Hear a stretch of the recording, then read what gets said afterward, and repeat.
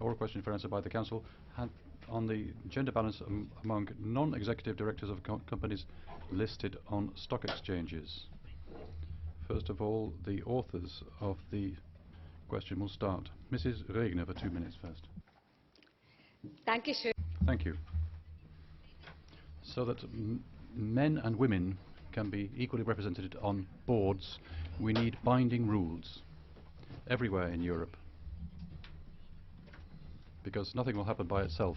Only in those countries where there are binding rules do we see good progress and a higher proportion of women in boards. So we can't leave everything up to patience. The European Parliament has done its job. What do we want? In listed companies, we want the share of women by 2020 up to 40%. And how are we going to do that? By having objective procedures. Objective procedures, that means the best men and best women should be sought out. It's good for the economy, and of course that's just. And that's all this is about. It's an offer to the member states. And we have this passage in it. There are countries like Germany. It's possible for them, for their national efforts, everything that they've tried to do in recent years and what they're trying to do now to bring about a higher share of women in companies, and that can be added in. So it's an offer to member states to be courageous and to adopt this report. This file has been negotiated through. It's on the table. And I would like to, the Luxembourg presidency, I'd like to thank them that they're showing this energy now. I wouldn't say a final attempt. They're making an effort to persuade member states who are lagging behind to move ahead. We have the next Employment Council in December, and we can call on the member states there. Look at the whole file. It makes a lot of sense, and it is worth adopting, because at the end of the day, it's good for men, good for women, good for the economy. And a final word, given the refugee tragedy and the question of equality, highlighting European priorities, it's equality themes, but also corporate governance at the European level should be taken very seriously. Thank you. Thank you very much, Mrs. Regner. Now, Mrs. Gabriel for 2 minutes. Merci, Monsieur le Président, Madame le Commissaire. Thank you, President, Commissioner. First of all, I'd like to thank the Commissioner and the Luxembourg presidency, and particularly the Minister who has worked to try to unblock this draft directive. 2 years after the Parliament's vote on first reading, I can almost word for word repeat the speech I gave in plenary on that day. Parliament's done its work, and it's now up to the member states to do its work and to implement the commitments that they took towards gender equality in Europe.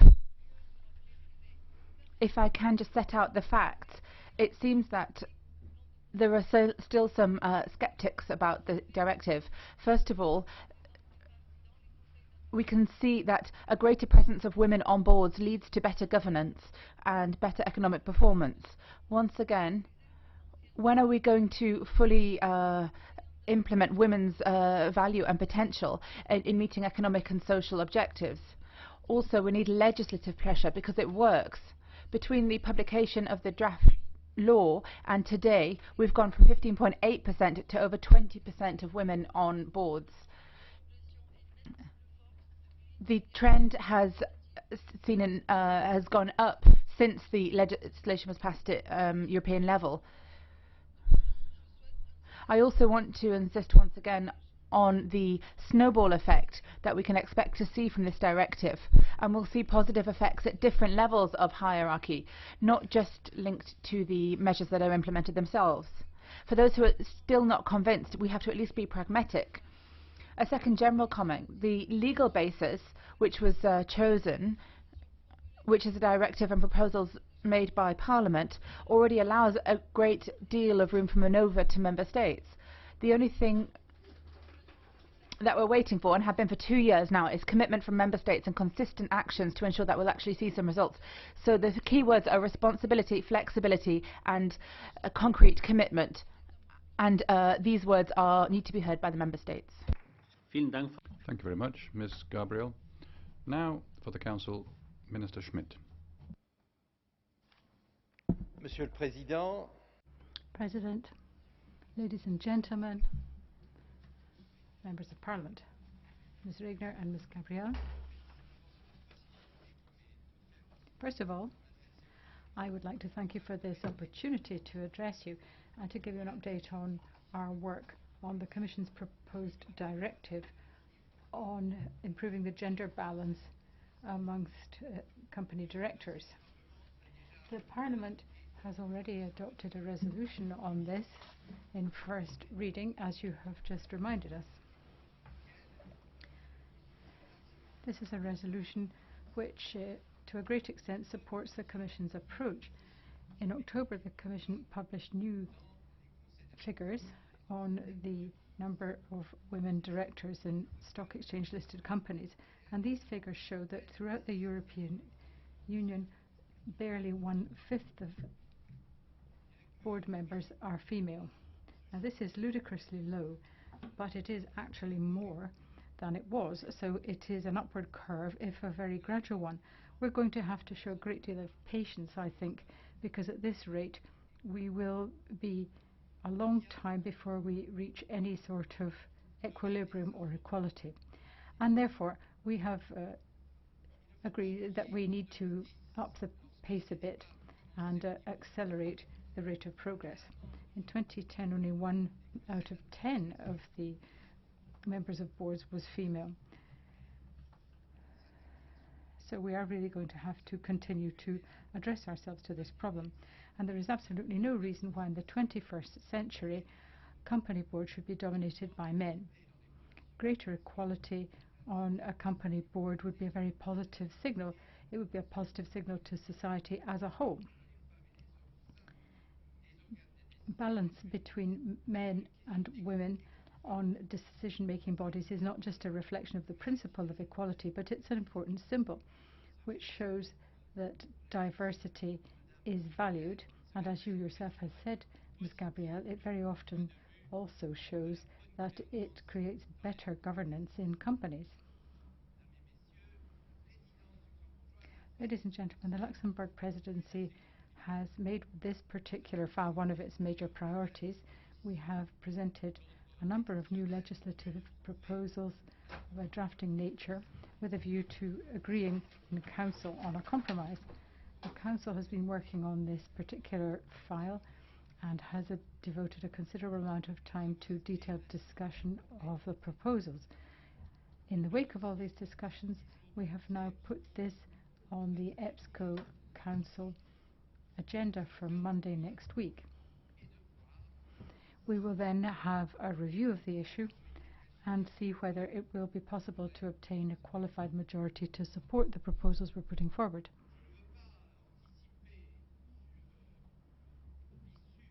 I would not wish to prejudge the outcome of the discussions which will take place in the Council on Monday, but I would say that recent discussions in Coreper have not given me grounds for great optimism, as they have not been terribly encouraging. Having said that, today I received some excellent news because I discovered that a country which will be very familiar to you, Madam Commissioner, has effectively announced that it has changed its position. And having been opposing our proposed legislation, it has now decided that it is able to support it. So that's an excellent piece of news and a positive signal for the rest of the debate. There are procedural provisions contained in this draft. There are quantitative targets set. There are provisions on selection for members of board. They have to be elections have to take place, or selections have to take place on the basis of merit and transparency. The main difficulties appear to be that there are a number of member states which have different approaches to the subject. There are some member states which are further down the road than others in terms of equality between men and women in general terms, and more specifically in this area. Having said that, I would say that there is consensus on the actual objective of this legislation. And if a majority are in favour of the concept of legislation, that is already some progress. Despite that, we do still have a blocking minority in existence which prefers to achieve our declared goals by national legislation, invoking the principle of subsidiarity. Our alternative would be non-binding measures to be enacted by the European Union.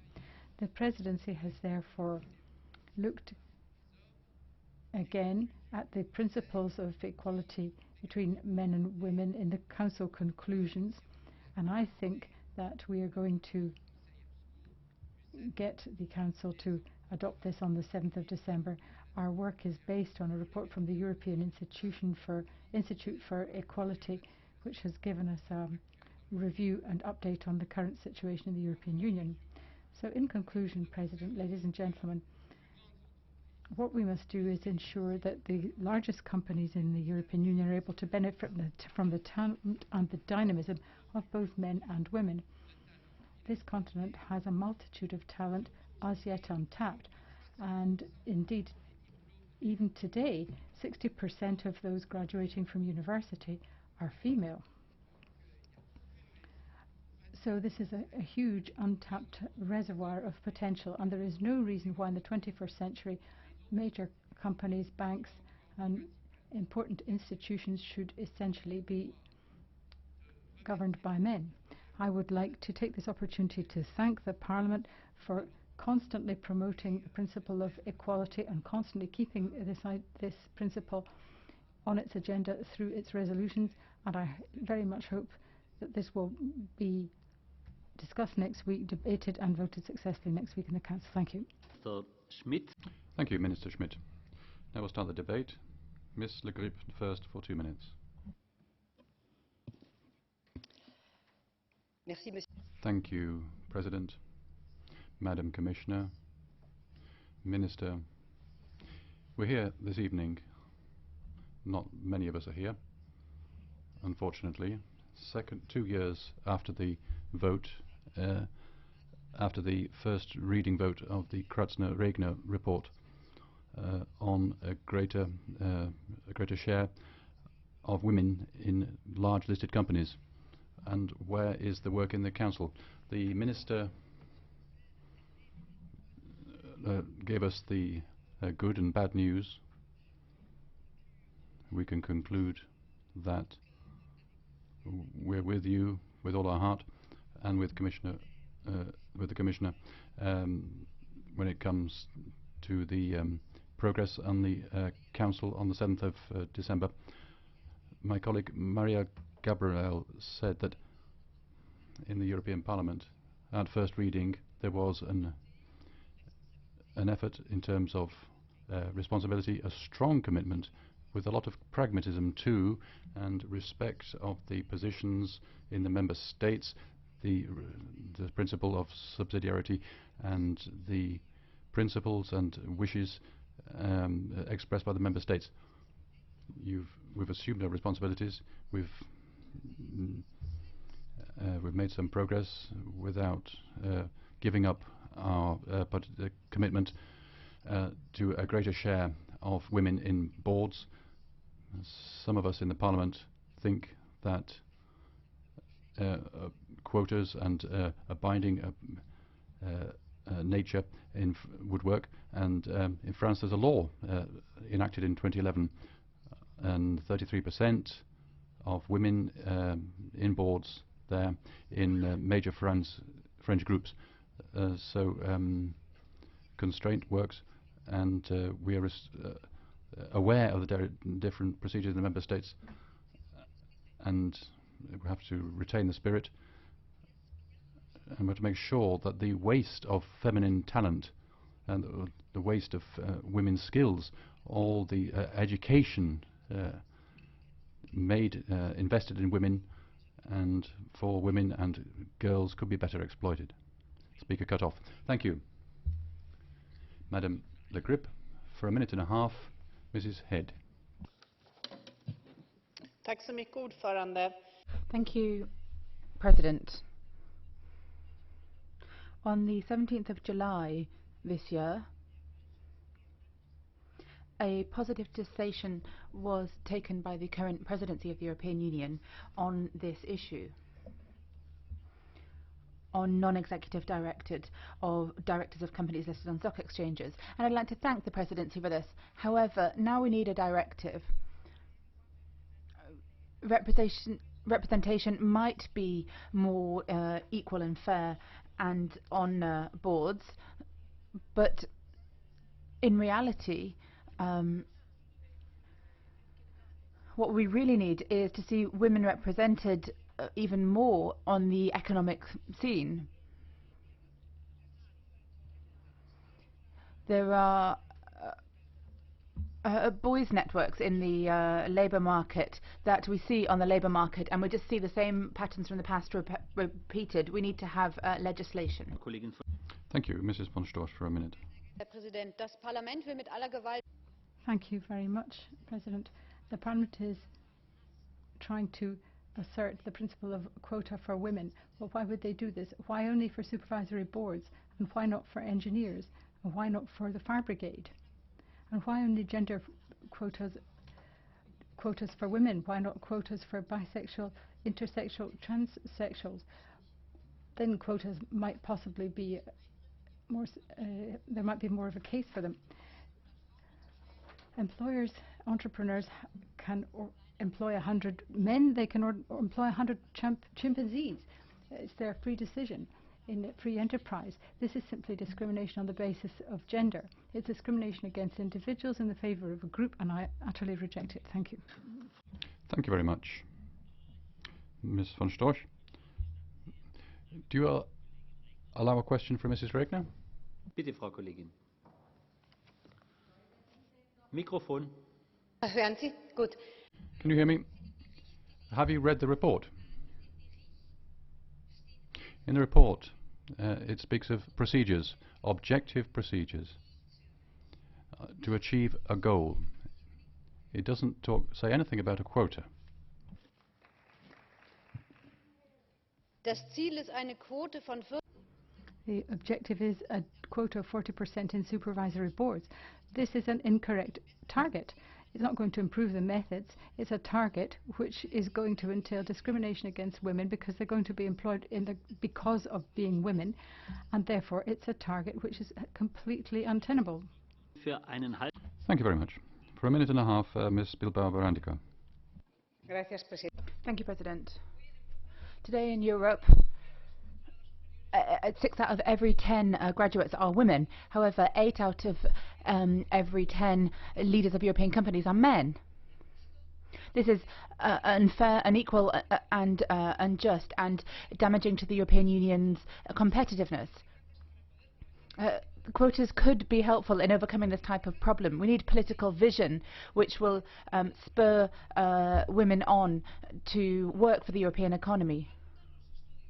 According to studies, even one published by Fiona Jordan last month, we see that companies with the most balanced boards are the most competitive. They have better economic income and are more competitive. Therefore, we need to have, and they also have more trust from their clients.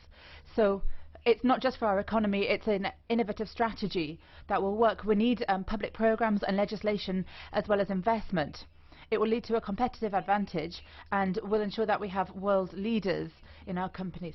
We need transparency and fairness in selection procedures for boards. I would like to thank the Luxembourg presidency and the Commissioner for their work and interest and the personal efforts that they put into this initiative. And the countries that are blocking it have to review their positions. We have to, without these kind of efforts, it will just be empty words. Thank you very much, Ms. Bilbao Barandica. Ms. Forenza now.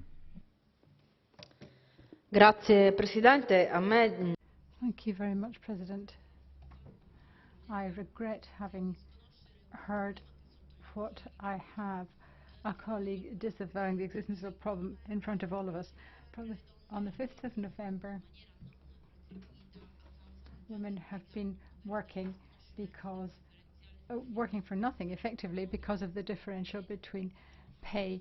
And this is the case in many countries of the European Union, including mine. It's not just a question of having quotas to protect women. It's a question of having a world which is less full of discrimination against women and against others. There is still a very high level of discrimination against women in boards, but not only in company boards.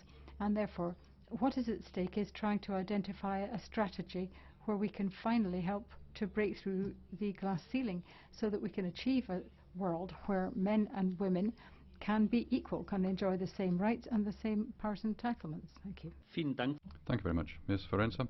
For 1 minute, Ms. Reintke. Thank you, President. Colleagues, Madam Commissioner, Mr. Schmit. This is quite simple. We have a joint political goal, equality between men and women, a better representation in decision-making positions. We have instruments which are shown to work, the binding rules that Mrs. Reger spoke about, and everybody will profit, men, women, the economy, everybody in society. Politics could be so simple, but some member states in the EU don't seem to get it, and in particular the German federal government. Therefore, German federal government, the Commission has gone in, met your demands. Not voting in favour of the proposal wouldn't just be wrong, it would be absolutely absurd. Mrs. Schwesig, as the family minister in Germany, who has supported this proposal, the European Parliament is against you. Keep going so that the proposal next Monday can obtain a majority in Council with the votes from Germany. Thank you. Thank you very much, Ms. Reintke. Now, for 1.5 minutes, Ms. James. My contribution to today's debate will utilise my experience as a former non-executive director of a UK stock exchange listed company, a venture capital trust, as a board chair and finally as a charity board trustee. Now, the dimension that this EU policy does not address is that endemic through the business community is the aspect of not what you know, but who you know. Even the international recruitment sector responsible for people search acknowledges this depressing situation. Thus, whilst we all want to see more women take board or other influential roles in companies, the reality conspires against that outcome. The issues at stake are not about merit, experience and qualifications. They are about transparency of the recruitment process and the contribution that quality recruitment will and could make. Gender is completely immaterial, and by introducing quotas, then the fight against discrimination becomes skewed by discrimination. Forcing companies to adopt 40% gender quotas, penalising them if they do not, is hardly responsible or even realistic legislation. Now, if the EU truly wants to address the situation, then go back to the drawing board, please, and tackle the misogynist establishment which utilises the old boy network across Europe. I cannot support this. Thank you. Thank you very much, Ms. James. For 1 minute, Mr. Buonanno. Thank you, President. I think this discussion right now doesn't make sense given a comparison that I'm going to make about women. In countries, sadly, even here in Europe, there is something practiced on young children called infibulation or genital mutilation. This is carried out in Muslim countries. Muslims come to Europe, and then it's carried out on children just for religious reasons. And now you're talking about women on boards, women on non-listed companies, but you're not fighting against this disgusting thing done by pigs who do something just like this to children. How is this protecting women? You're only interested in boards, directors, women, the economy. What about What about this disgusting FGM by these Muslims who, like pigs, damage these girls who are then subject to this for the rest of their lives? It's disgusting. Vielen Dank. Thank you very much. Mr. Buonanno, do you allow a question from Ms. Bilbao Barandica?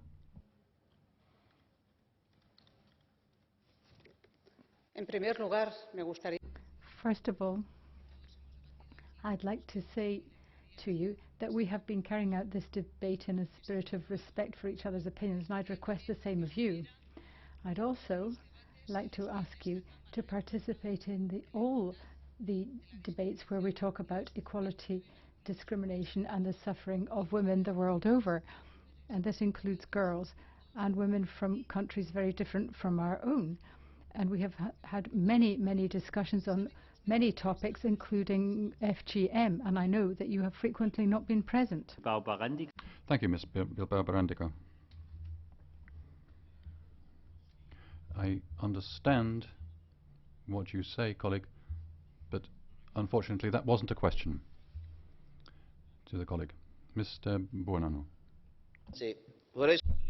Well, I would just emphasize that I'm 22nd in terms of members for presence and work in the Parliament.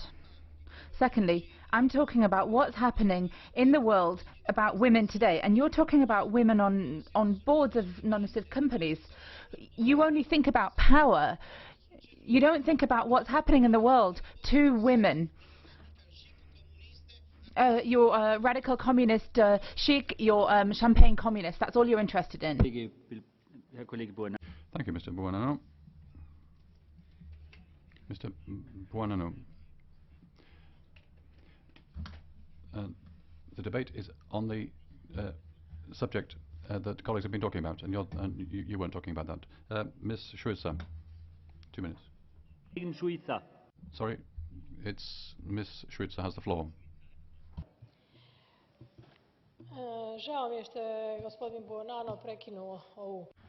I'm sorry that Mr. Buonanno has interrupted this relatively idyllic debate, and I would prefer that a bit more of men participated in it. Now that we women alone are talking about this, it seems that there is a sort of conflict of interests and that we are struggling to get our way. But unfortunately, I have to say that the older I get, the more I'm in favor of quotas. The society will simply not become fair until the moment when women are equally represented, until we have 50-50 or even above 50%. Of course, with the equal opportunities and the equal procedures, as was already mentioned.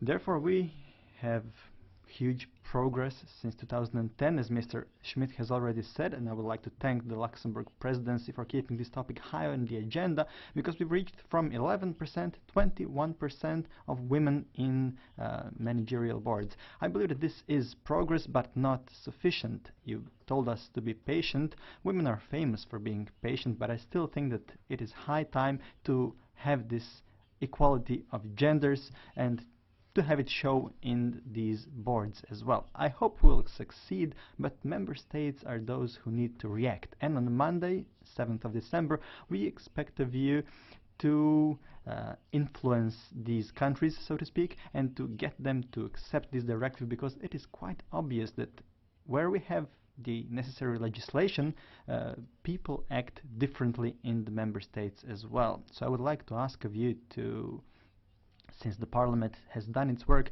to keep on working on this in the Council as well. With regards to graduate women, which make up for 60% when compared to men, 66%, I think that there is a huge discordance here, and in line with this, it is quite clear that in all countries we cannot have the situation as we do. In Malta, there is a very low percentage when compared to the rest of the EU, and the speaker has been cut off. Thank you very much, Ms. Šuica. Now, Ms. Honeyball for 1 minute. Micro. Would like to thank the Luxembourg presidency for all the good work they've done on this and have very much put it back on the agenda, which it should never have left. As has been said by many speakers, companies with more women on their boards tend to perform better than those with fewer. So this in itself makes the case, I believe. But we are nowhere near parity, as we know, and as a result of that, we are of course missing out on a whole pool of talent. Although the number of women on boards has been going up since the Commission's draft was published, it is still quite simply not enough. It's even gone up in the UK, and in the UK about 25% of non-executive directors are now women. And as we all know, the UK, the Conservative government in the UK, is part of the blocking minority. But I've specifically mentioned non-executive directors because that's what this report is about, and we need to move on from that. We need to make sure that there are executive director women. Vielen Dank, Frau. Thank you very much, Ms. Honeyball. Now, for 1 minute, Ms. JITÄNSKÁ. Ďakujem veľmi pekne. Dnes nie. Thank you very much. Today, it's not a question of whether it's a good thing to have more women in listed companies. Of course, it's better if there is better diversity. That would also give us ethnic differences, or also for people with disabilities. There are countries that could adopt quotas because this is a lively topic that has been talked about for some time in these societies. I don't think it is necessary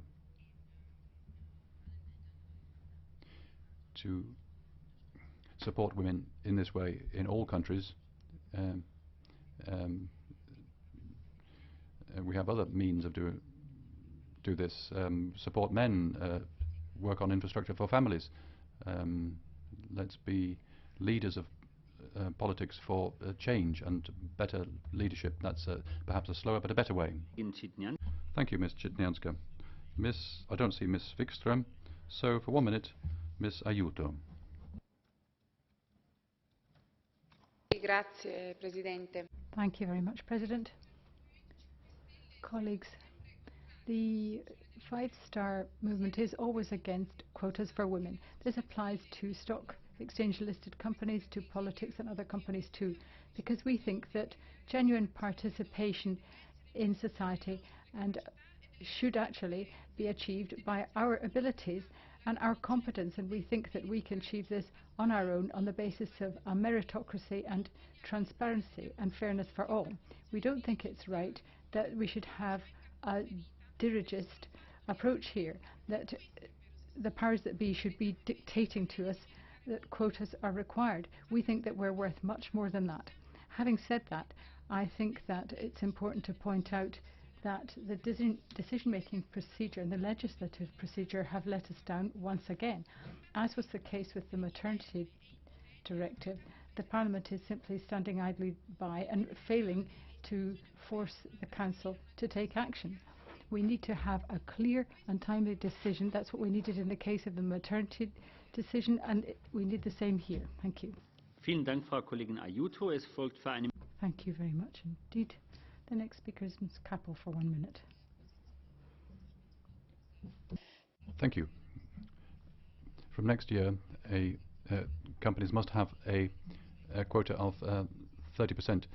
Things are not going too badly at the moment. At the moment, 1 in 4 posts in Germany is occupied by a woman. Throughout Europe, it's 16%. EU quota for women in listed companies will be discussed next week in the EPSO Council. The idea is to increase the share of women in listed companies to 40% by 2020. This is problematic. A binding quota for women isn't in line with EU law. For us, for some member states, the subsidiarity principle must be respected. Gender diversity has public positive effects on employment in big companies. Big companies with a high share of women in decision-making bodies have a good stock market performance. Henkel is a good example of this in consumer products. The speaker is cut off. Dank, Frau Kollegin. Thank you very much, Ms. Kappel. The next speaker will be Ms. Šojdrová for 1.5 minutes. Thank you, Chair. Colleagues, well, I'm afraid that what the EU needs to deal with these days is mainly our security issues, extremely important issues. However, yes, it does matter. Gender does matter, and it's good that we also deal with issues like that.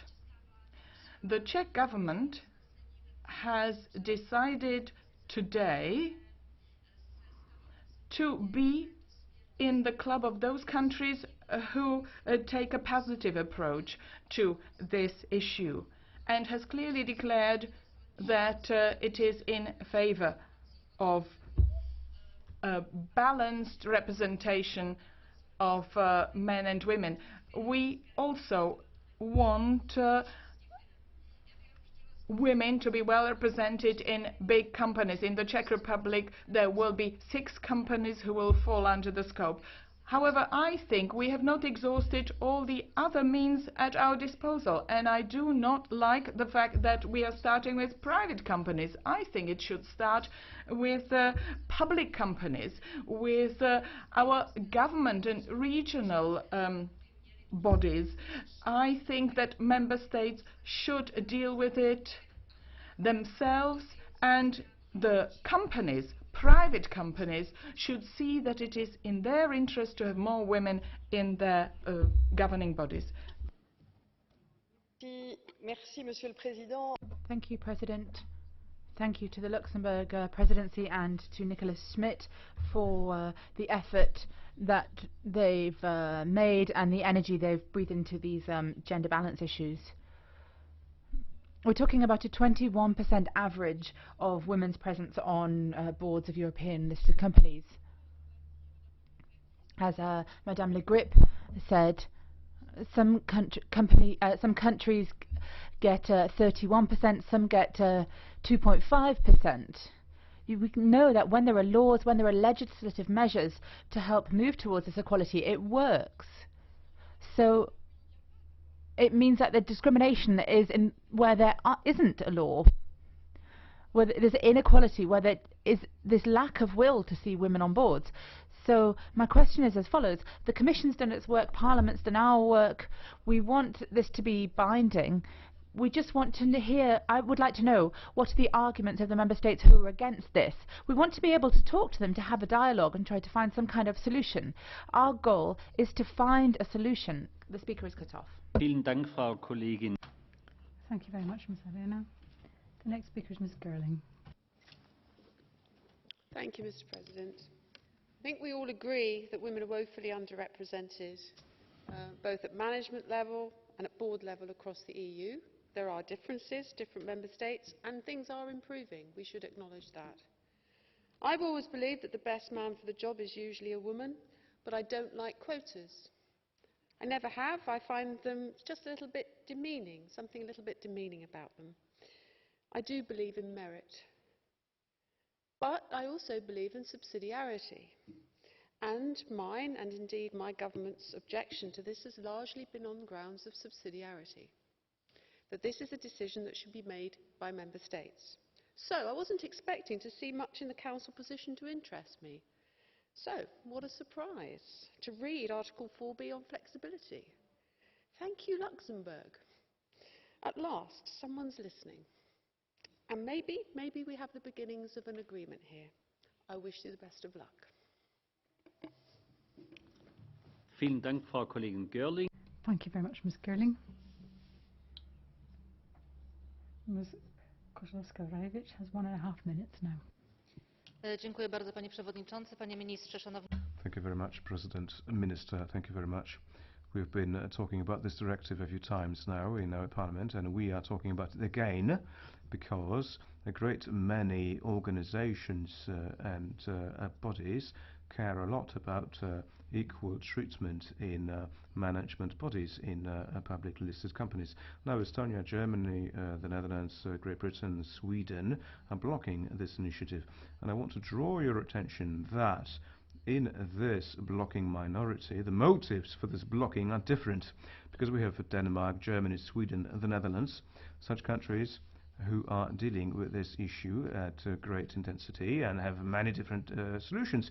Germany has introduced quotas, Sweden has spent a lot of money on their programs, but those countries who care about this objective, this group is different than the group of countries who do not want this directive and have very few women board members and do not want to change the situation. So I think we need to negotiate in a different manner with these two different groups of countries. Those who do want to achieve the objective of the directive and those who don't.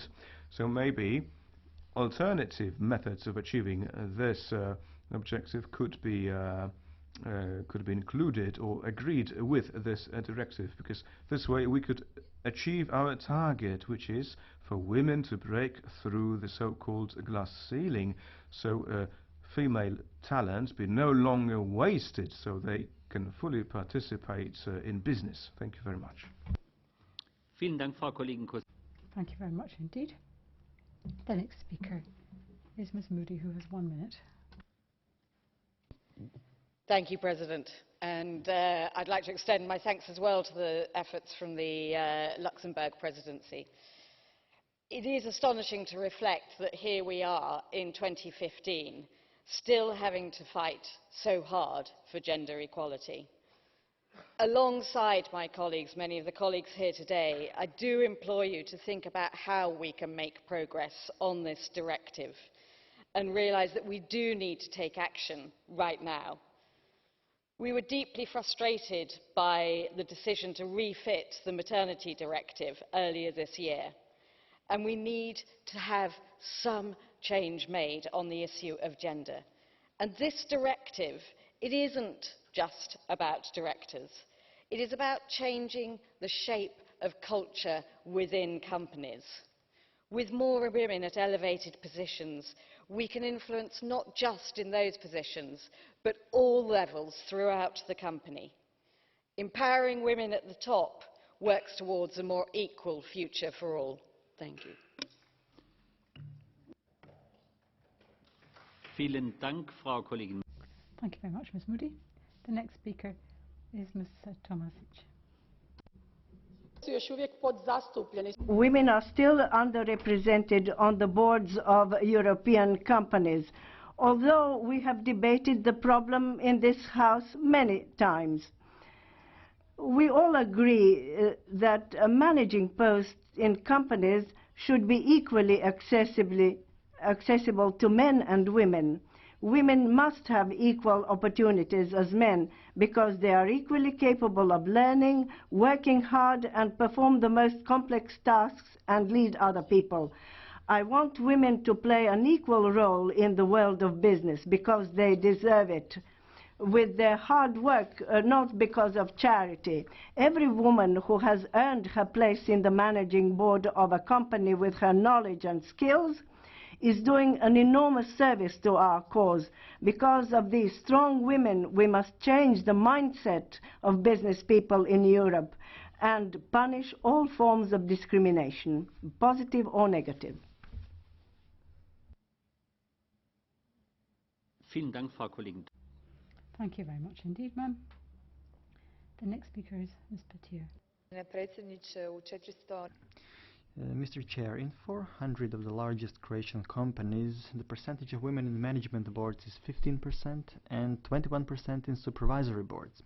We talk a lot about the glass ceiling upon which women stumble in the world of business, but we have not achieved much progress. We agree that we need to enable a better access into the business world for women, especially at the very top of this world. And although quotas may not resolve the structural problem of underrepresentation of women in the business world, quotas may still contribute to encouraging better equality of genders and open up new opportunities to women, which they would not get without these quotas. Nobody expects for women to get certain positions only for being women.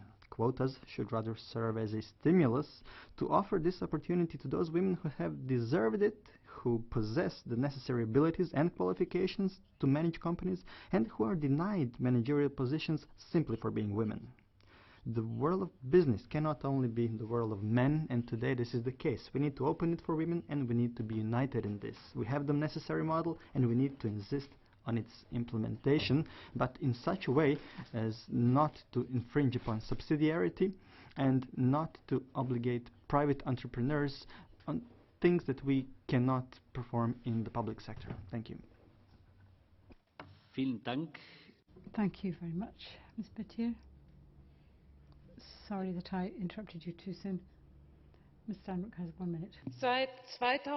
Since 2010, Od 2010 raste ein kleiner Riss in der gläsernen Decke, aber eben auch nur ein ganz kleiner Riss. Und die Kommission hat vorgeschlagen, dass europaweit ein transparentes Verfahren zur Bestellung von Aufsichtsräten eingeführt werden soll, mit dem Ziel, dass bis 2020 40% der Aufsichtsratsposten von Frauen besetzt sein sollen. Das Parlament hat dem 2013 zugestimmt. Jetzt warten wir seit 2 Jahren, dass sich auch im Rat da etwas bewegt. Und freiwillige Vereinbarungen bringen nichts. Wir sehen ja gerade in den Ländern, in denen wir verpflichtende Regelungen haben, hat sich doch einiges zum Positiven bewegt. Deswegen verstehe ich auch nicht. Mein eigenes Land Deutschland hat eine verpflichtende Frauenquote in Aufsichtsräten. Es hat sich etwas bewegt, aber dass gerade diese Länder dagegen sind, da muss es eine Lösung geben. Da teile ich das auch, was meine Kollegin Mariya GABRIEL gesagt hat. Da muss noch mal gesprochen werden. Es soll ja nichts weggenommen werden. Es soll ja eine Basis für alle Europäerinnen geben. Vielen Dank, Frau Kollegin Steinruck. Thank you very much, Ms. Steinruck.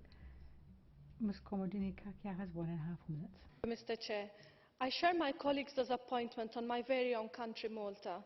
The current situation represents clearly that Member States are not ready to walk the talk on gender equality. An electoral promise of having the most feminist government has actually decreased the number of female participants in leadership positions. While in the European Pact for Gender Equality, Council acknowledged that gender equality policies are vital to economic growth, prosperity and competitiveness, yet this proposal, which deals only with a very specific commercial structure and only with non-executive positions, still today does not seem to have the backing of Member States. It seems that even in Council, Member States are not willing to walk the talk on gender equality. Member States fail to see the need to reap from their investment in education, the aspirations as well as the capabilities of women. No one today can use the excuse that there aren't qualified women, nor can they argue that society is against gender equality. Even in Malta, more female MEPs were elected to this parliament than male candidates. This is not a debate on favouring women because they are less capable than men, but about giving equal chances to qualified women as much as men. Non-binding measures proved insufficient. We do not want to create bureaucracy for these entities, but we do need to ensure that this public and social responsibility is taken seriously. Thank you. Vielen Dank, Frau. Thank you very much indeed, Ms. Komodini-Kakia. Ms. Jongerus has a minute now. Thank you very much, President. According to the World Economic Forum, in 2095, hopefully, the world may have attained equality, gender equality. It's a bit of a long time till then, and I don't honestly feel inclined to wait that long. Member states such as France and Germany have well understood that supervisory boards and company boards benefit from being more diverse because they achieve better results. Unfortunately, I can't say the same of my own country, the Netherlands. They haven't understood that at all. And Dutch industry is absolutely wasting the talent and potential talent of brilliant women who are simply rejected when they apply for the top jobs. The Luxembourg presidency has indicated that it is going to try to resolve the deadlock in Council and is committed to doing this, but it's going to have to get its act together very quickly because we need compromise very promptly. There's not that long left of the Luxembourg presidency for them to achieve their goal. Thank you. Dank, Frau Kollegin. Thank you very much indeed, Mr.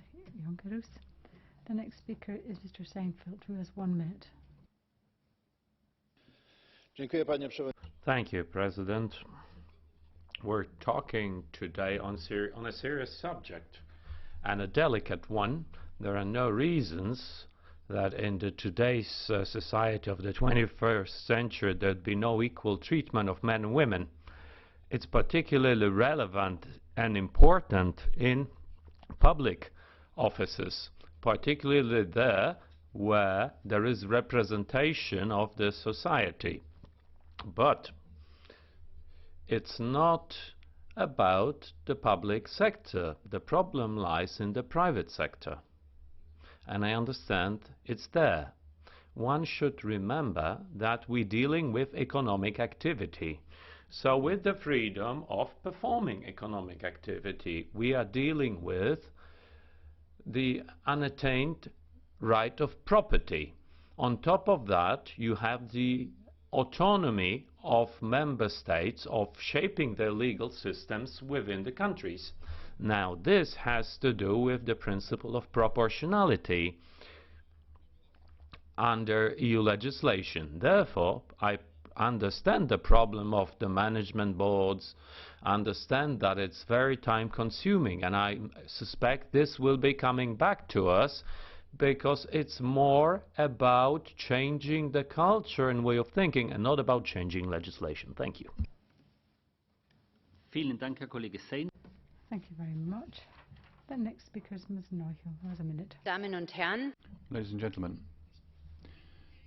we're talking about whether we need a quota or not.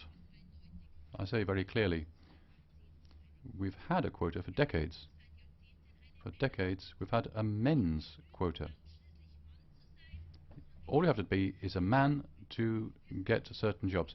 For women, we wonder if our qualifications are good enough.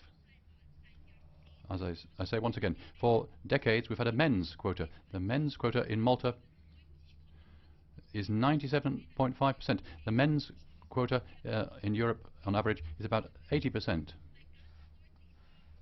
I'll say very clearly, it's our right as women.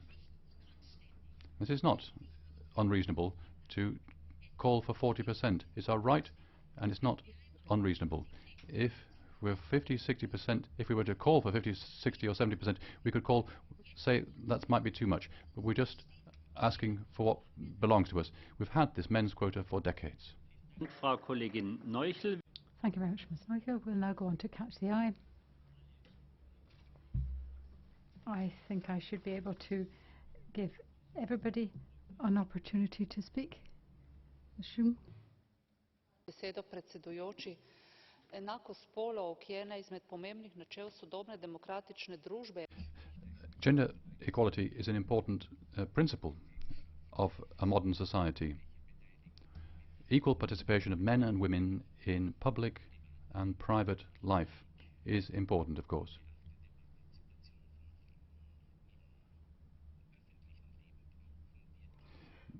We need the participation of women in public and private life.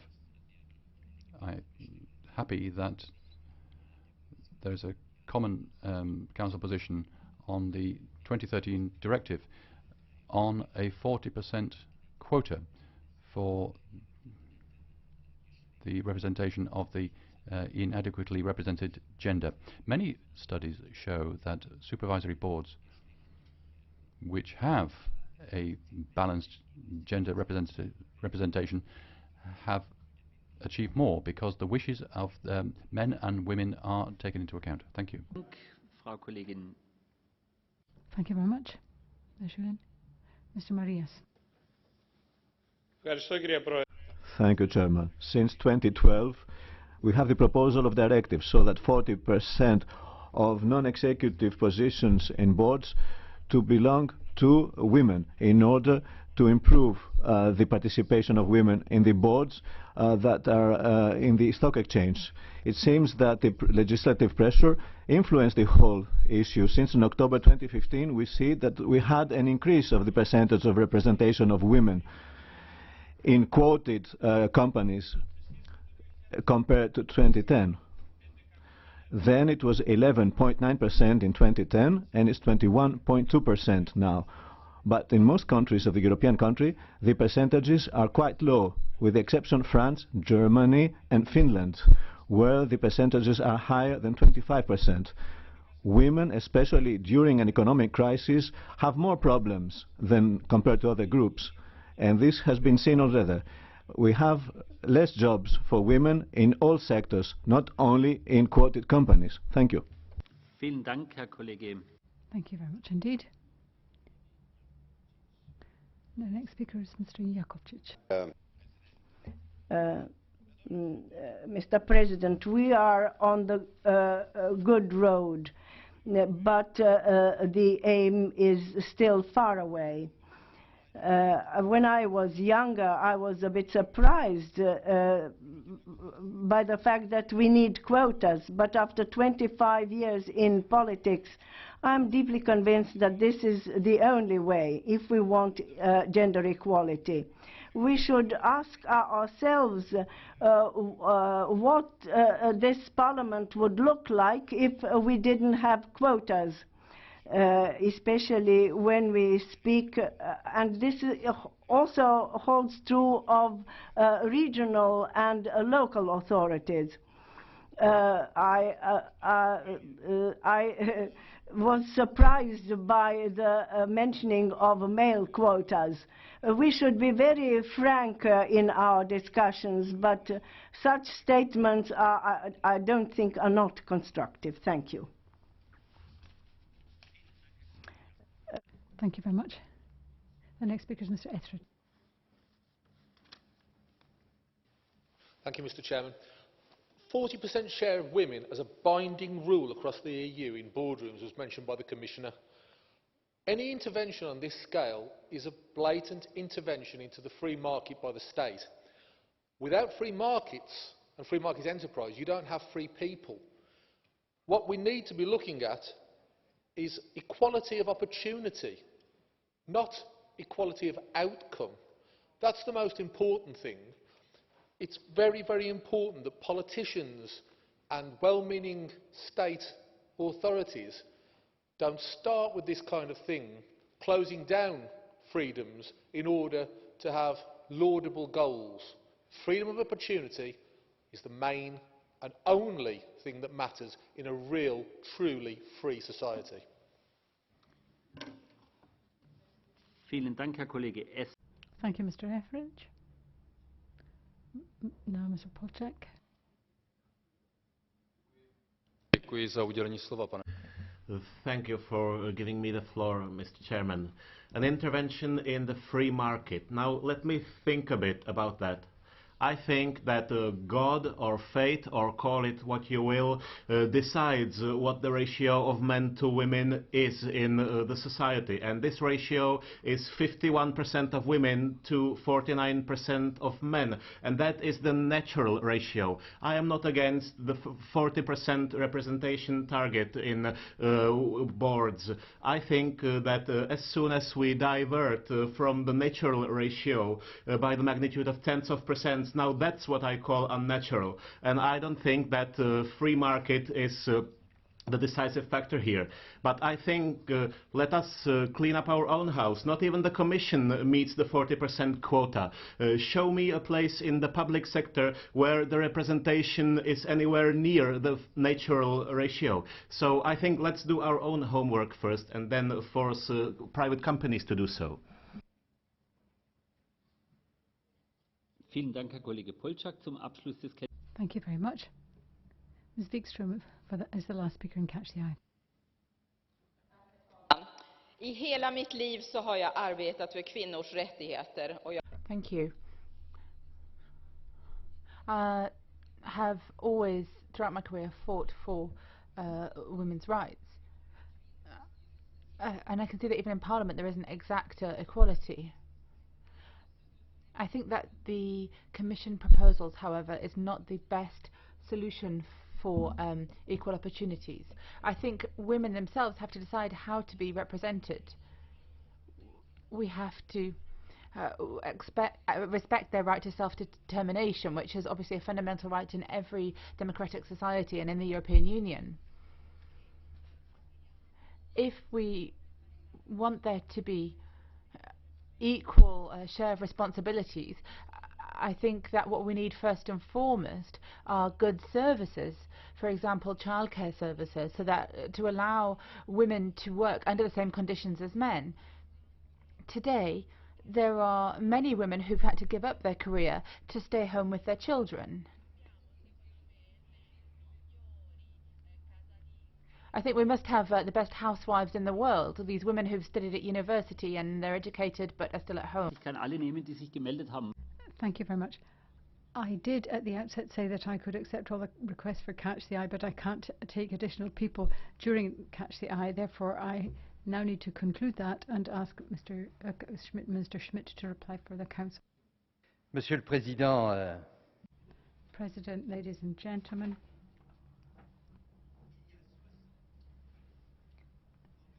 some 60 years ago, well nigh, in the Treaty of Rome,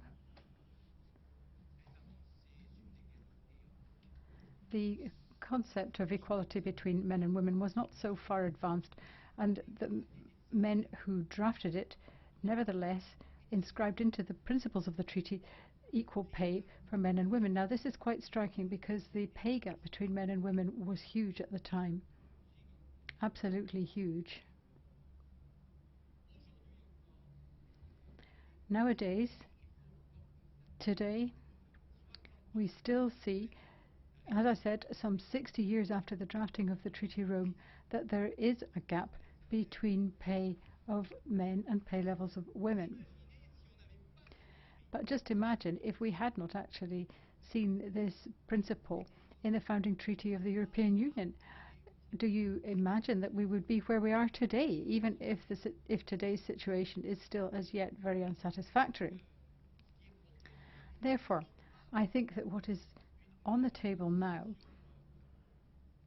is undoubtedly not an ideal proposal, because of course what we should wish for ideally is that equality exists, and that we wouldn't need to have a debate at all to promote the interests of women and to promote equality, because it would simply be taken as read, absolute normality, that there would be sometimes 60% of men, sometimes 60% of women. But we all know that reality is woefully different, and that is why we therefore now need to think in terms of an instrument to achieve greater equality, because we really do not want to have to wait another 60 or 80 years, as one speaker said, to see equality. And I didn't argue for patience. I said that would be to demand too much of our patience.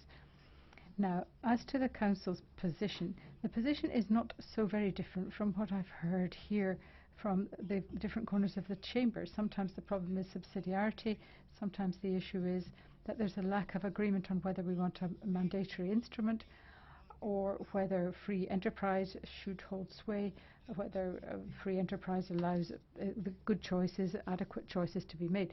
So the discourse in the Council is very much reflected in the debate here. I can guarantee to you that the Luxembourg presidency will do everything in its power, indeed even more, to try to achieve a qualified majority. But a qualified majority is a qualified majority, and therefore we are going to have to leave no stone unturned in our endeavour to achieve this qualified majority, and I can't guarantee that we can achieve it. Thank you. Thank you very much. Minister Schmit. It's not a good idea to promise women too much. That concludes the debate. Next item on the agenda, a oral question for answer by the Commission, situation in Hungary, follow-up to the European Parliament resolution of the 10th of June 2015. And first of all, as the author of the question, Mr. Moraes. Thank you, President. On behalf of the Libe Committee, allow me to present the oral question which we've tabled to the Commission concerning the situation in Hungary. On the 10th of June, the Parliament adopted a resolution in plenary on the situation, where it asked the Commission to assess the situation and to establish an EU mechanism to monitor democracy, the rule of law and human rights annually across the EU. The aim of the resolution is not to single out a single member state or government, but to call on EU institutions, particularly the Commission, as the guardian of the EU treaties, to fulfil an obligation to ensure the application and compliance with treaties and the Charter of European Fundamental Rights across the Union. The EU, as we all know, was founded on values of respect, freedom, democracy, equality and rule of law, as well as human rights. With this in mind, it's important that Member States and all EU institutions work together to protect these basic European principles. In paragraph 11 of the resolution, the European Parliament urged the Commission to activate the first stage of the EU framework to strengthen the rule of law, and therefore to initiate immediately an in-depth monitoring process concerning the situation of democracy, the rule of law and fundamental rights in Hungary, assessing a potential systemic serious breach of the values on which the Union is founded, as per Article 2 of the treaties, including combined impact of a number of measures, potentially exacerbating the state of democracy, the rule of law and fundamental rights, and evaluating the emergence of an alleged systematic threat to the rule of law in that member state that could develop into a clear risk of a serious breach within the meaning of Article 7 of the treaties, and asked the Commission to report back on this matter to the Parliament and Council before September 2015. So I put the following questions to the Commission. Has the Commission carried out this in-depth monitoring process as requested by the Parliament? If not, could the Commission explain the reasons for not having initiated such in-depth monitoring? Secondly, can the Commission provide the European Parliament with its assessment of the situation of democracy, rule of law and fundamental rights in Hungary today? Third, has the Commission activated the rule of law framework as called for by the European Parliament? And if not, can the Commission provide a reasoned argument for not having done so? I am very much looking forward to the responses of the Commission and the debate of members on these key questions. Thank you, colleagues. Grazie. Thank you to Mr. Moraes. Good evening, everyone. I'll now give the floor to Mrs. Jourova on behalf of the Commission. Honourable members, I'd like to thank the Parliament for the oral question on the situation in Hungary. I know that there is a lot of discussion on whether to trigger Article 7 of the treaty or the rule